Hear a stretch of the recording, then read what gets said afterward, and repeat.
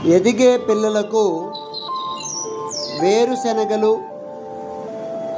వేయించిన శనగపప్పు, నువ్వులు వేయించి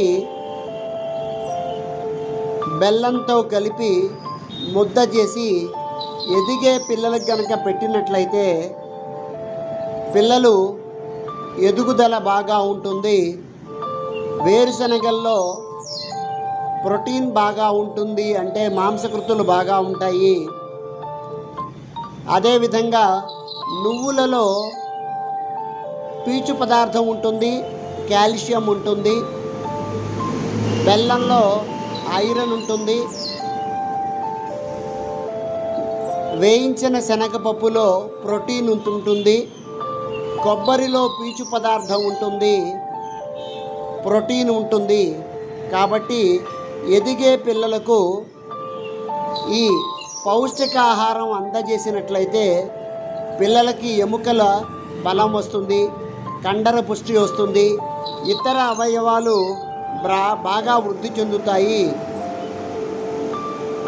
ఈ వేసవి సెలవుల్లో పిల్లలకి ఇటువంటి ఆహారం పెట్టడం వల్ల ఎదుగుదల రేటు బాగా ఉంటుంది, వృద్ధి రేటు బాగా ఉంటుంది.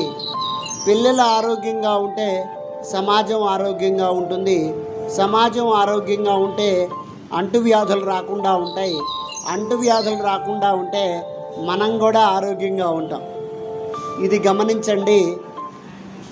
పిల్లలకి ప్రోటీన్ ఫుడ్ ఇవ్వడం వల్ల, విటమిన్లు, మినరల్స్ ఇవ్వడం వల్ల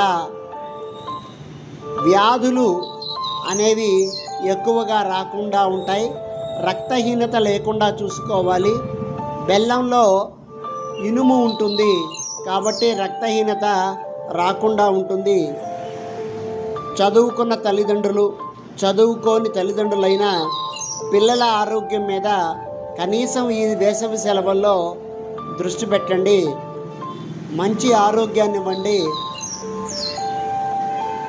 మనిషి ఆరోగ్యంగా ఉంటే ఆటోమేటిక్గా మనసు కూడా ఆరోగ్యంగా, ఆనందంగా ఉంటుంది. దయచేసి తల్లిదండ్రులు ఈ వేసవిలో పిల్లలపైన శ్రద్ధ పెట్టండి. తరువాత పై చదువులకు వారు వేరే పట్టణాలకు, నగరాలకు వెళతారు కాబట్టి సెలవుల్లో తల్లిదండ్రులు శ్రద్ధ తీసుకోండి. పిల్లల్ని ఆరోగ్యంగా ఉంచండి. ఇట్లు మీ డాక్టర్ ధనుష్య మహర్షి.